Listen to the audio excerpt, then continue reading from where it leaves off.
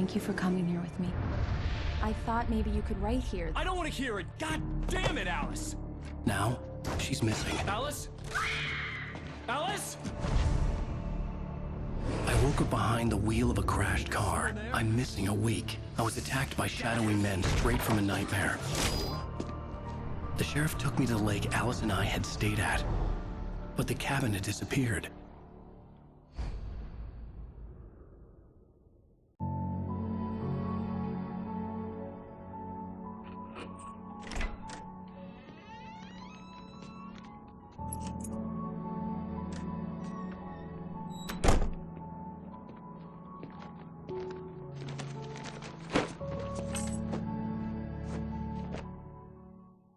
Honey, I'm home. Back here, sweetie.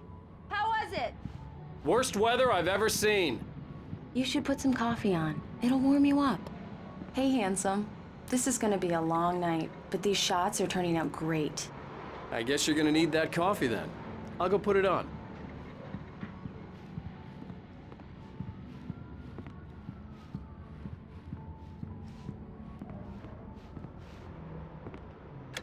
Coffee's on. Great, thanks. I'll need it if I'm gonna finish this by tomorrow.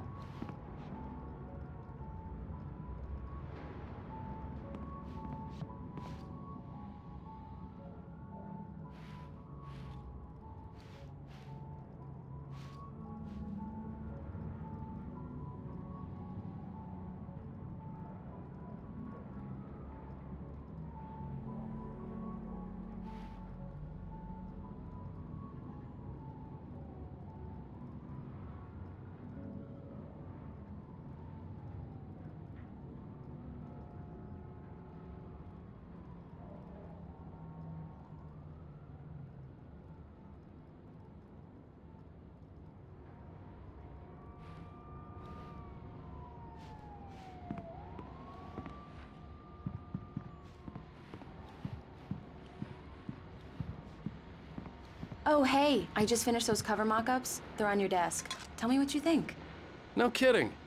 I didn't think you'd get them done this quickly. On occasion, I can perform all sorts of miracles, my dear. Oh, really? Well, you seemed to think so last night.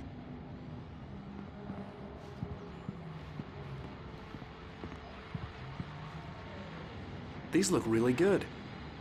Oh, sure, until Barry gets his hands on them. Which, by the way, will happen over my dead body.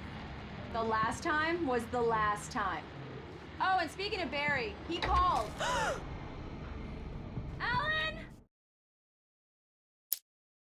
It's true what they say about the fall and the sudden stop at the end. I'd lain here in the snow while the lurid chain of scenes that had led me here kept playing in my head.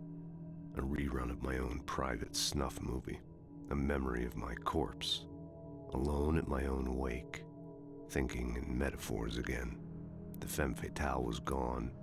Only a sour taste remained of the kiss that killed me. This was a late goodbye.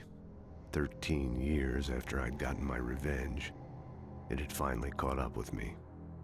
It had been a long time to bear the pain. My blood painted the snow red, a gruesome slushy, dissolved all the scattered painkillers and leisurely dripped down to the sewer, mingling with the bile of the city, becoming one with it.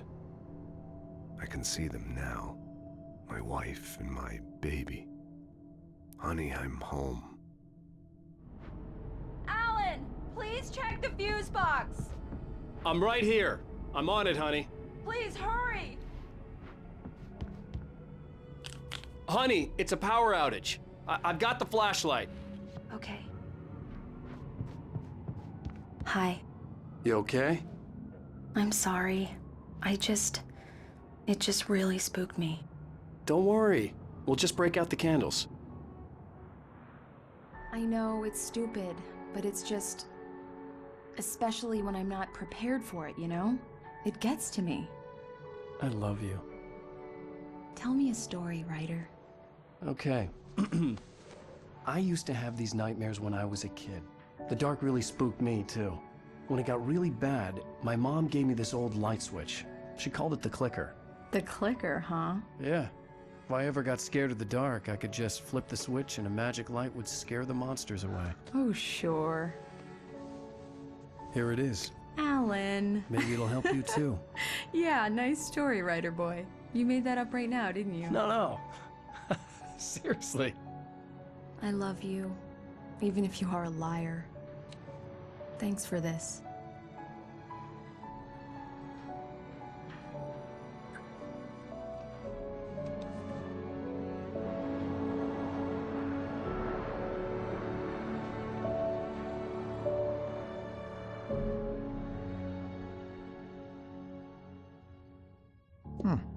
How do you feel, Mr. Wake? Any nausea, disorientation, anything like that? Mr. Wake, how are you feeling? I'm okay. My head's fine. I had to lie about my headache and memory loss. He'd send me to a hospital for tests. I couldn't leave without Alice. Very well. I don't think you have a concussion, but you've obviously been through quite a shock.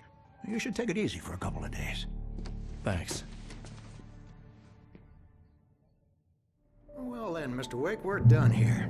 If the pain gets any worse or you experience any other symptoms, you should come see me. I'll let you get on with it then. Sarah, Sheriff Breaker, is waiting for you. She's very good at her job. I'm sure she can locate your wife in no time. Doc Nelson was the image of a small-town doctor.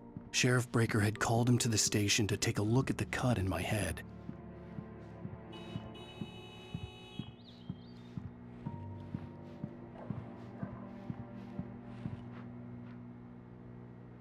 I'm sorry you had to cut your morning fishing short for this, Doc. Oh, she's a beauty, ain't she? Not the biggest I ever caught, if you can believe that coming from an old fisherman like me, but she's right up there. Now, she's a largemouth bass, which is what you're after if you prefer a lure. Now, if you want either trout or salmon, on the other hand, then it's fly fishing for you. You a fishing man, Mr. Wake? Oh, doesn't really matter, I suppose. But it can be very relaxing out there. You can't get me off the water this time of year. Closest thing to heaven. I'll take your word for it, Doc.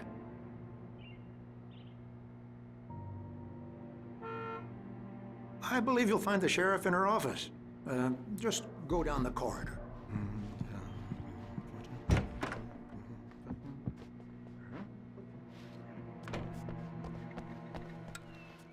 Thank you for testing the lights, Miss Weaver. Everything seems to be fine.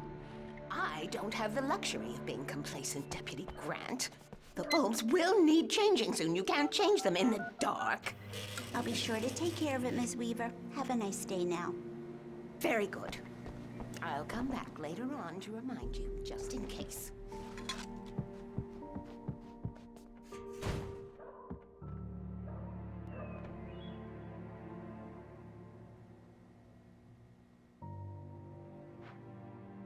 Yeah, it's Mulligan here. I'm at Stucky's gas station with Thornton. There's no sign of him. Over. Wait. Yeah, this is Thornton.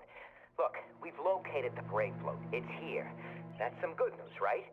Stucky was supposed to be driving it at the rehearsals today. Over. Oh, give me that. Mulligan here. Looks like someone really thrashed the garage. Over. Okay, roger that, guys. Keep looking for Stucky. James out. Alice looked through the viewfinder, lining up the shot. Cauldron Lake was breathtaking. Something caught her eye. A figure standing in the shadows behind the cabin, like a thin woman in a black dress. She lowered the camera and looked again. No one there. Just a collection of bushes that looked vaguely human-shaped. She shook her head and laughed.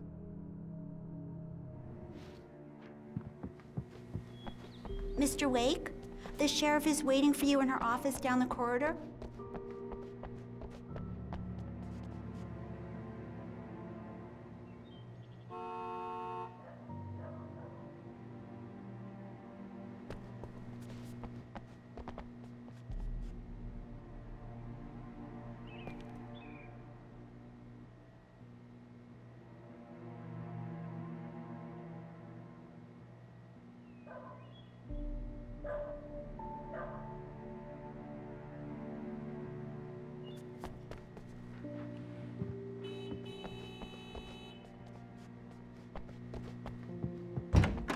Come in, Mr. Wake. Your phone's on the desk. The battery was dead. It's charged now. Have you started looking for my wife yet? My men are already on it. Now, can you tell me what happened? I'm not sure. I can't remember. We were arguing. I walked out of the cabin. The cabin on Cauldron Lake? How did you end up at Stucky's gas station? I wanted to tell her what had happened last night, but I couldn't. She'd lock me up. Excuse me. I need to take this. Hello? Alan, please help me. Alice? Stop talking to the law. You'll do exactly what I say if you ever want to see your wife. Who is this? Go to the back lot. There's a hole in the fence on the left. Look inside the junker. I left a little something there to convince you we're all on the same page here. After you ditch the cops, you're gonna meet me in Elderwood National Park. There's a spot called Lover's Peak. Midnight. Mr. Wake, can I help you Don't with do anything? nothing stupid, pal. We're watching you. I need to get some air. The sheriff said I could go out back. Of course, Mr. Wake. You can get there. I through couldn't the go door. anywhere yet. I had to play along with the caller. Alice's life was at stake. I thought he quit drinking for good. Oh, no such luck. He went on a bender and beat Danny pretty badly. He started shouting like that the moment he woke up. You can get to the back lot through that door and down the corridor, Mr. Wake. Thanks.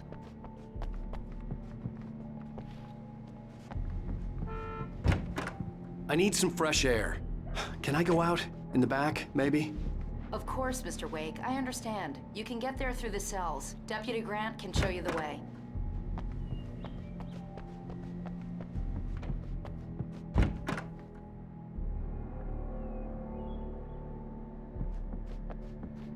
The parking lot is through that door and down the corridor. Pay no attention to Walter Snyder on your way. Okay. Hey, mister!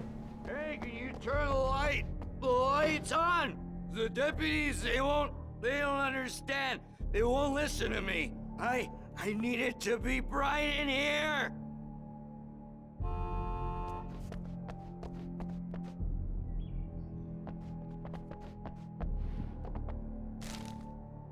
Hey!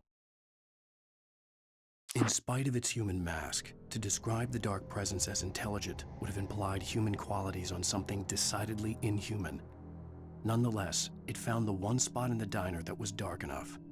Some light spilled into the corridor, ravaging it. But it took the pain. Horrible as it was, the writer would soon fix that. He would be coming to the one place where it still had power. Alice looked through the viewfinder, lining up the shot. Cauldron Lake was breathtaking. Something caught her eye. A figure standing in the shadows behind the cabin, like a thin woman in a black dress. She lowered the camera and looked again. No one there. Just a collection of bushes that looked vaguely human-shaped. She shook her head and laughed. Hey, you! Can you help me? Hey! Please help me, man! I hate this! I can't stand the dark anymore! Thank you, man, thank you. Hey, you're all right. You're a good guy. Don't let anybody tell you different. You know, I shouldn't even be in here. The cops, they got it all wrong. See, sure, I beat him up, but I wasn't drunk. I mean, I wasn't drunk at the time. I only got drunk afterward. Okay, listen, you gotta listen carefully now. Here's the kicker. That wasn't Danny. No, sir. It only looked like him. You wanna know who it really was? I'll tell you who it really was. It was a goddamn space alien! I know it sounds like something a drunk would say, but believe me, I wasn't drunk then.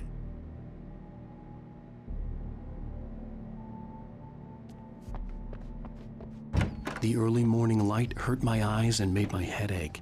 The man on the phone had said, "Go through the fence on the left."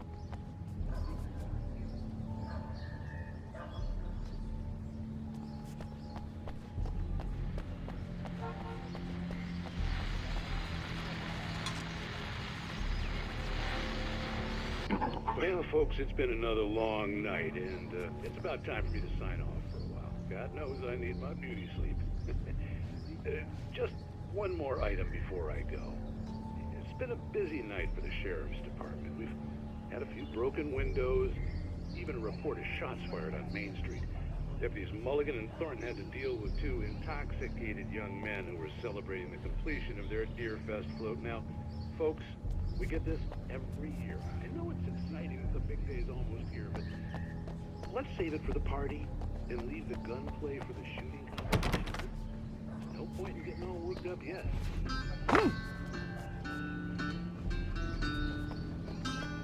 The caller had told me to find a hole in the fence behind the police station.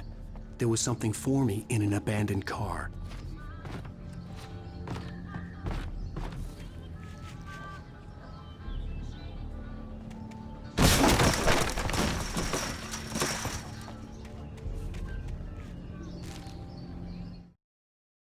The kidnapper fired his gun one last time, and the shadow vanished into the darkness it had come from. See? Nothing to it, Wake. The thought of Alice in his hands was revolting. We stood on the wooden platform of Lover's Peak, the waterfall on the mountain behind us, the lights of the radio mast blinking red in the heights above. I fought with the urge to take a swing, force myself to speak. Let's cut the act now. Where's my wife?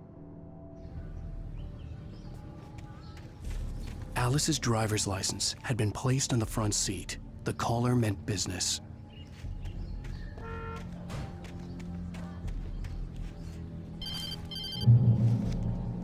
Barry? Ow! Ow! Thank God! Where the hell have you been? I've been trying to reach you for a week, you and Alice. Oh, I've been worried sick. I flew out yesterday. I'm here in Bright Falls. Barry, listen to me. I'm at the sheriff's station.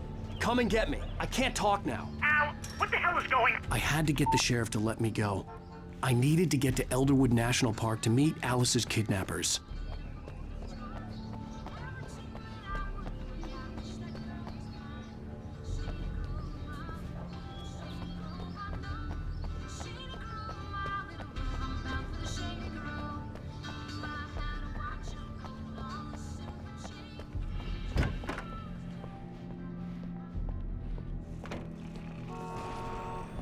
A writer is a light that reveals the world of his story from darkness, shapes it from nothingness, the way a Marvelous, Sarah.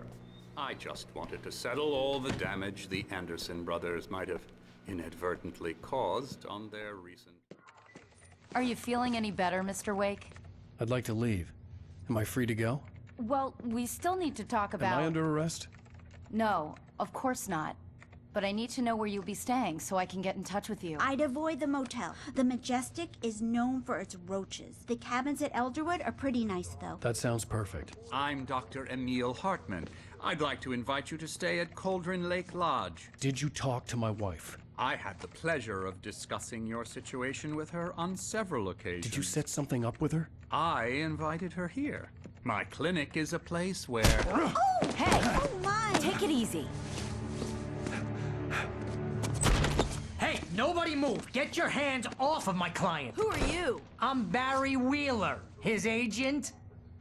If you have business with Mr. Wake, you talk to me. You yokels won't know what hit you once I sick my lawyers on your asses. No harm done, Sarah. I'm all right. I don't want to press charges. Mr. Wake, my offer still stands. Get me out of here. What the hell was that about, Al? We don't need a replay of that thing with the paparazzi. I thought they were gonna lock you up. I had to talk to someone. I told Barry everything. He thought I was certifiable, but when he heard about the manuscript, I had him. The fact that I'd written something, even if I couldn't remember it, was enough for him. He smelled money. And he believed that Alice had been kidnapped. Anything beyond that was another story. I had a midnight appointment with the kidnapper in a place called Lover's Peak, somewhere in Elderwood National Park. The plan was to rent a cabin. I don't like it, Al. I don't like any of it. It's not good. In fact, it's the absolute opposite of good. Mr. Wake! Barry, you found him! Hi, Rose. Oh, wow. I was just thinking about you, too. Great. I was just bringing Rusty some coffee. He's on the balcony, looking after Max. Poor thing. I really need to go. Great to see you again, Mr. Wake. Later! Who's Max?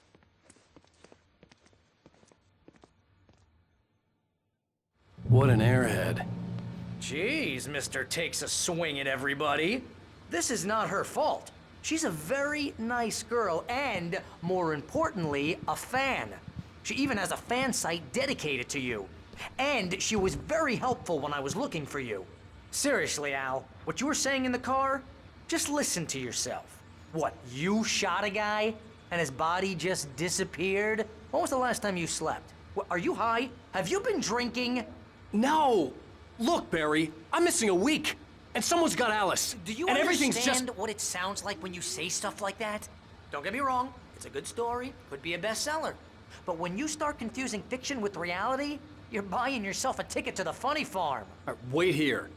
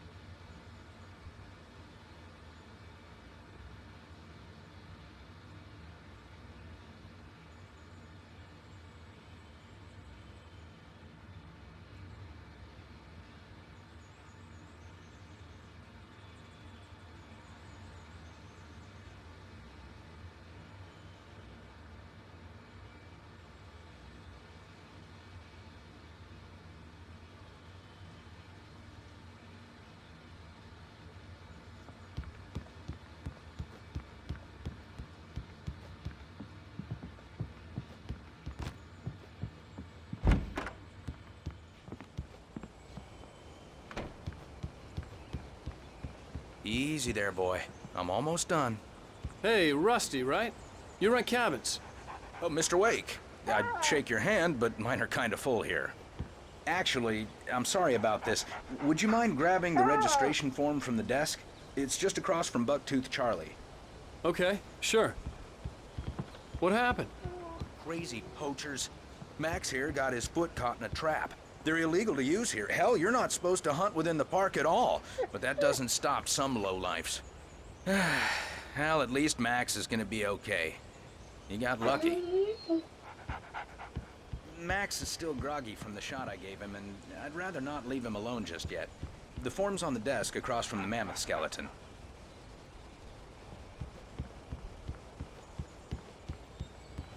Okay, boy, we're almost done. You can't just go and meet a kidnapper. Those situations always end up in disaster. You gotta talk to the cops. She's my wife, and it's my call. Can we talk about this later? No. This whole thing... Listen, you hit your head. I mean, geez, Al, come on. You gotta understand how crazy all this sounds. If you're trying to pull a joke on me, freak me out, it's working. Ha ha, let's have a laugh on Barry. Well, you had me going there real funny, Al. You can quit it now.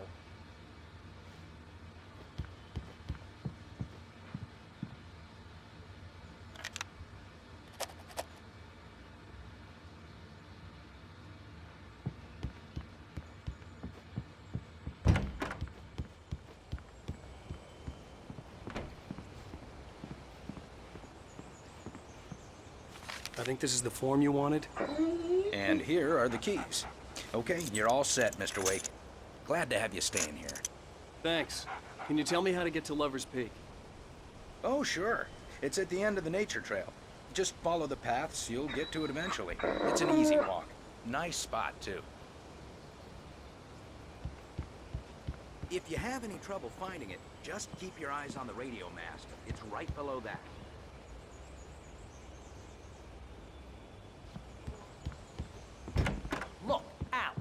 You're asking me to believe that you shot a dude who went poof into thin air, a guy who was bulletproof until you pointed a flashlight at him. You hear that from people who end up spending time.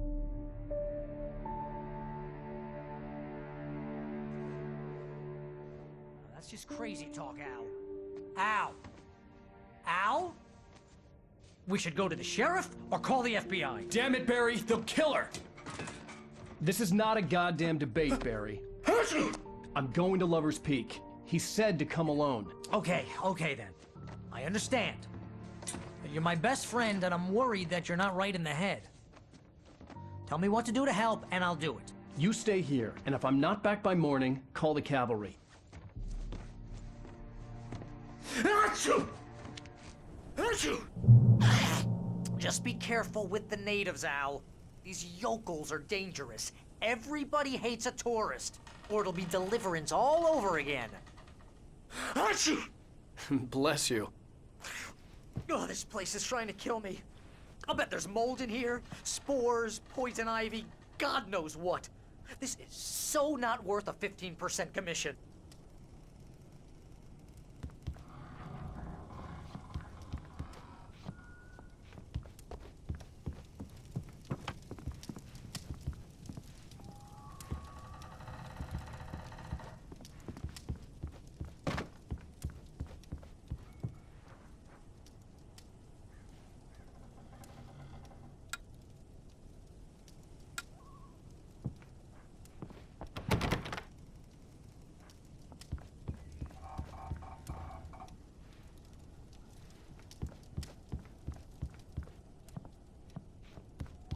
Lock the door when I leave. Yeah, you go ahead and do what you have to do. I'll be fine. Alone, but fine. In a cabin straight from a horror movie.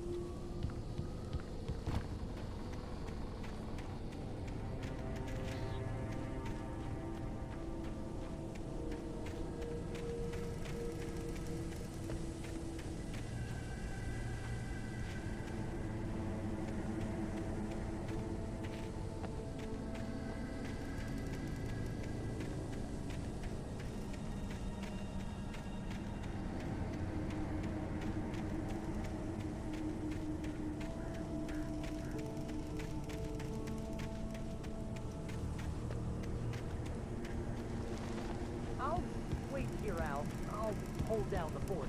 I'll be with you in spirit every step of the way, Al. Watch the door now.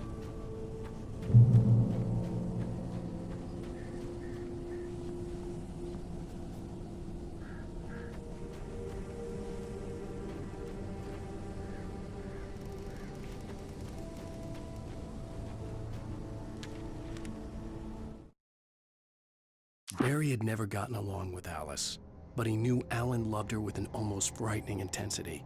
And now something had happened to Alice. And here was Al armed with a gun and saying things people got put in padded cells for. It was as if his friend had experienced a massive psychotic episode and was now totally disconnected from reality. It scared the shit out of Barry.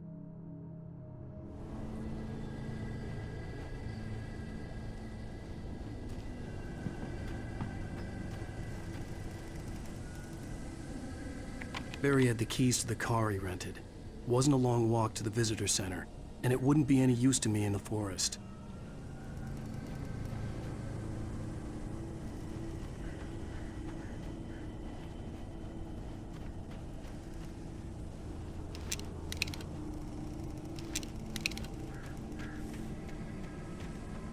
I knew I should have gone to the cops. This wasn't the smartest thing I'd ever done, But I was still angry with Barry for trying to talk me out of it. These people had called me right in the sheriff's station. The cops wouldn't scare them, and they had Alice.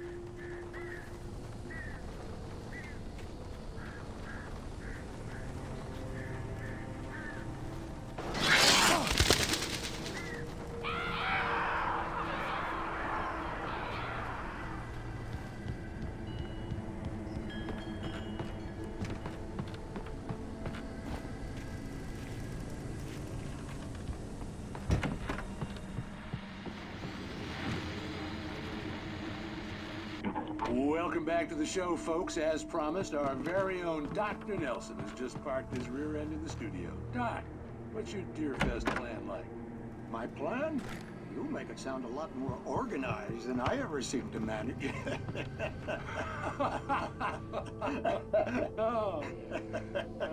No plan, really. Just taking the atmosphere. I'm getting a little too rickety to do much more than that, you know. Oh, tell me about it. No sack race for us older gentlemen, huh? Yes, exactly, Pat. But I'm gonna check out the parade, of course. And I'll be one of the pie contest judges, too. Well, that takes a different kind of constitution. Oh, yeah. It's my kind of exercise. Now, Doc, seriously, you're in pretty good shape, though. You're the outdoors type. I know for a fact you're an avid fisherman. That's right. Matter of fact, just caught a heck of a largemouth bass early this morning. But you're not taking part in the fishing contest? No, not this year. See, Pat, I'm just not that competitive anymore. Now I just like to take my time and enjoy the peace of it. It's no fun if I need to worry about what I'm catching, you know? Considering your track record, the participants are probably pretty happy you feel that way. Well, Pat, that's kind of you to say.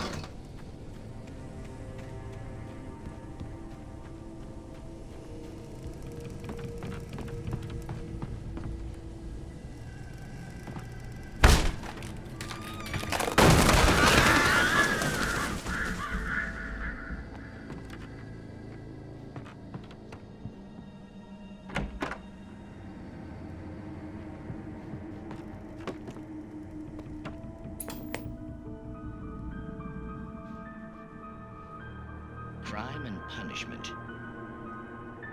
The cancer and cure of civilization. But some crimes are impossible to punish, especially in Night Springs. Tonight's episode, The Man in the Mirror.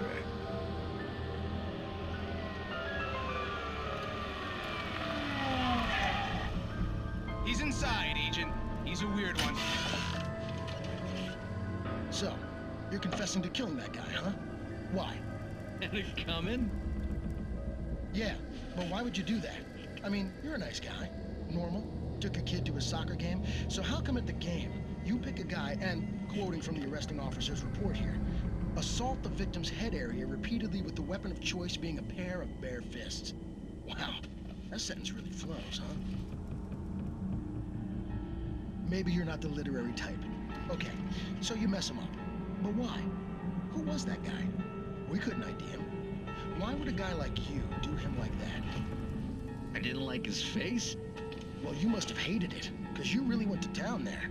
I mean, there's no way to tell what he looked like. No ID on him either. That must be difficult. But then we ran the fingerprints. Got a match. Your prints. Identical. Huh, how about that? Your son said you were wearing a white shirt when you took him to the game. But the white shirt is on the dead guy. It's plenty red now. You won't get away with this. Do you really think that's in any way relevant to me? I had plenty of time to talk to my boy before the cops arrived, you know? He won't stop screaming, am I right? You think he's ever gonna be okay? I left my mark. Believe me. You bastard. What? You gonna shoot me? What's the point? I'm going to prison. You got me. I don't understand any of this. And you never will. Don't worry. Maybe you'll see me again, Agent. Maybe in the mirror.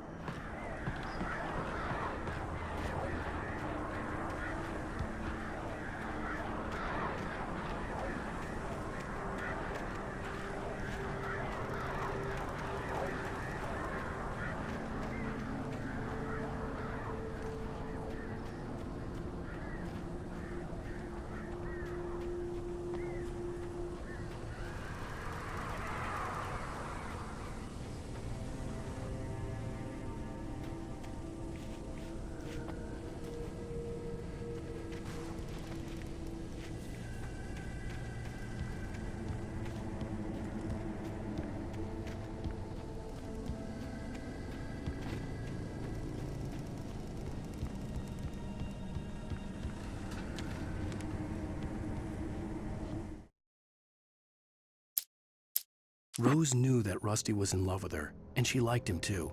She liked him a lot. He taught her to dance, and life had certainly taught her the value of a man who was gentle. He treated her well, made her smile, made her feel good. But Rusty wasn't the prince of her dreams, and that tended to underline the unbearable truth. She was no closer to that Hollywood magic than he was.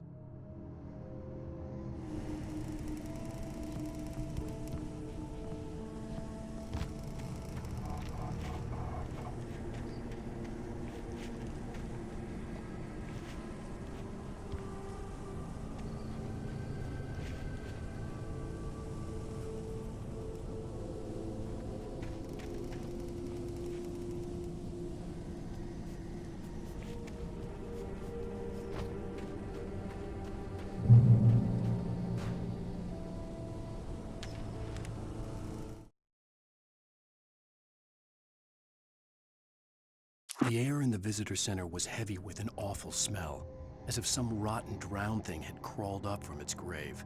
Rusty kept coughing blood. My eyes were drawn to the twisted shape of his broken leg. The attack had been vicious. Max whined in his cage. Rusty's eyes were wild with fear and terror. He gasped. "Mr. Wake, it happened just the way it was on that page."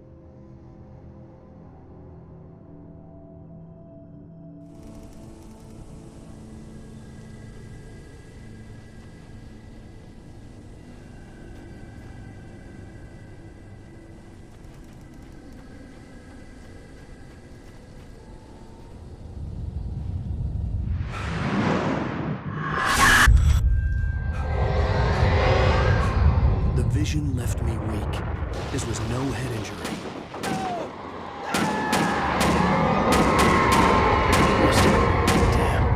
Rusty, hang on! Oh, God. I'm coming! Please, help me!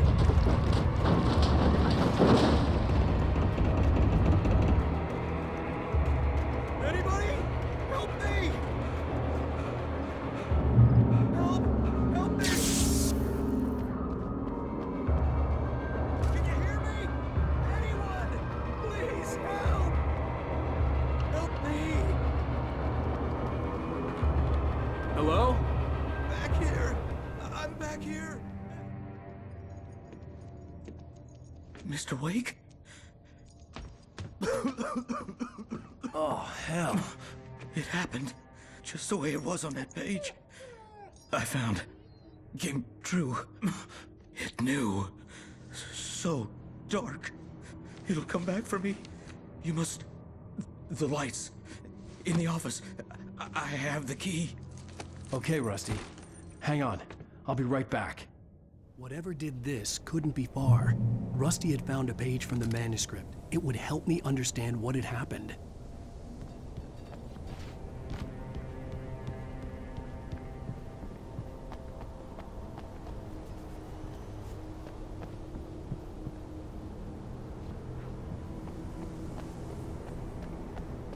The only way to make sure that Rusty was safe was to get the power running and the lights back on.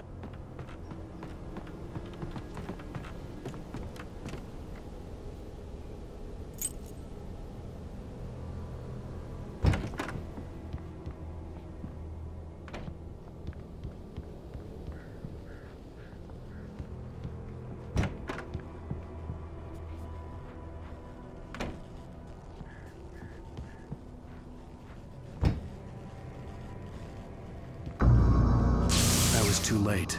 Someone had destroyed the circuit breaker. There was no way to get the lights back on. Rusty! Rusty!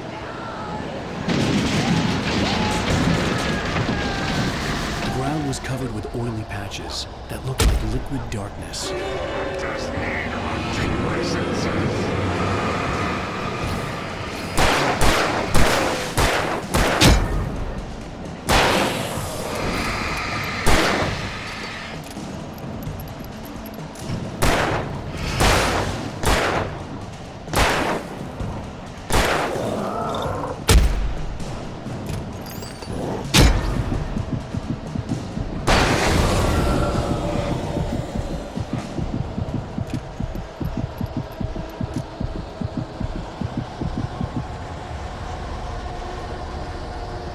Something had torn a mammoth-sized hole in the wall. Please don't feed the animals.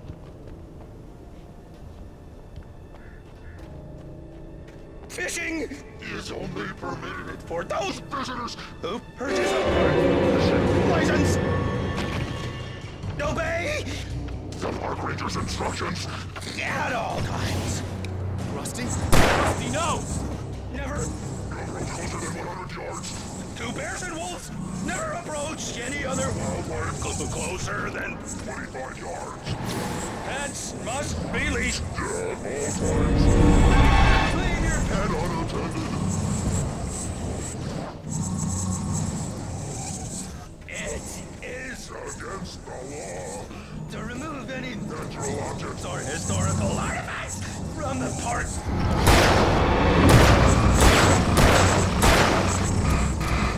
This includes even you obey, or even simple berries.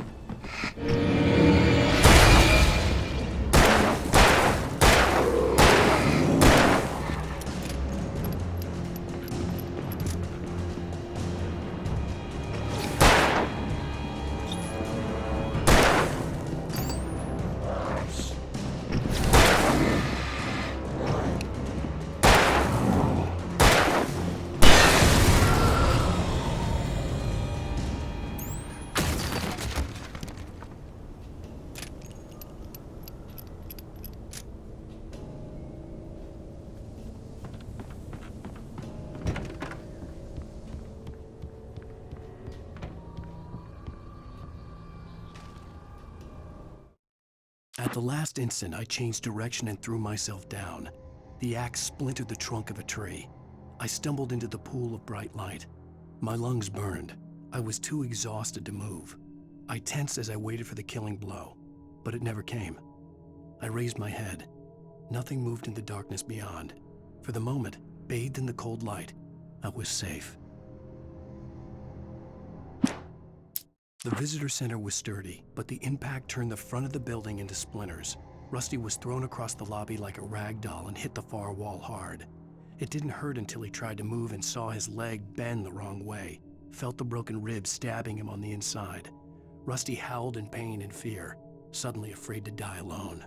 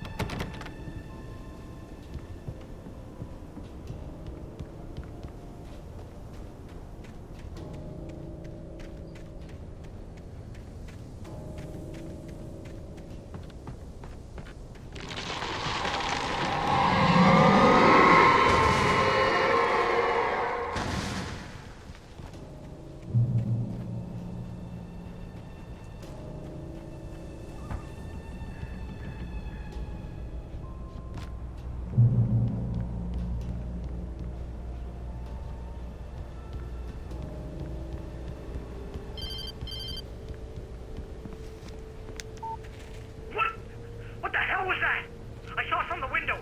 I saw something. Forget about it, Barry. It's just me going crazy. Oh, jeez. Oh, jeez. You're not crazy. I wish you were crazy, but you're not crazy. Ow, be careful. Stay in the cabin. Don't open the door for anyone. I mean it.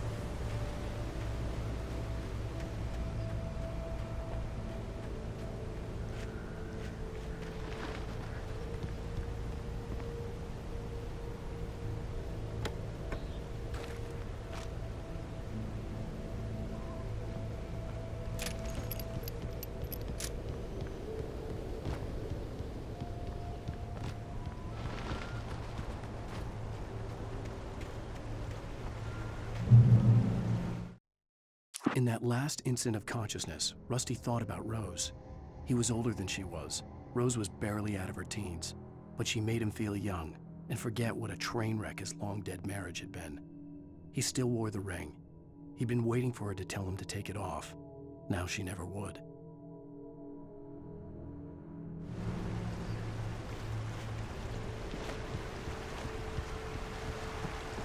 Lover's Peak was at the far end of the nature trail,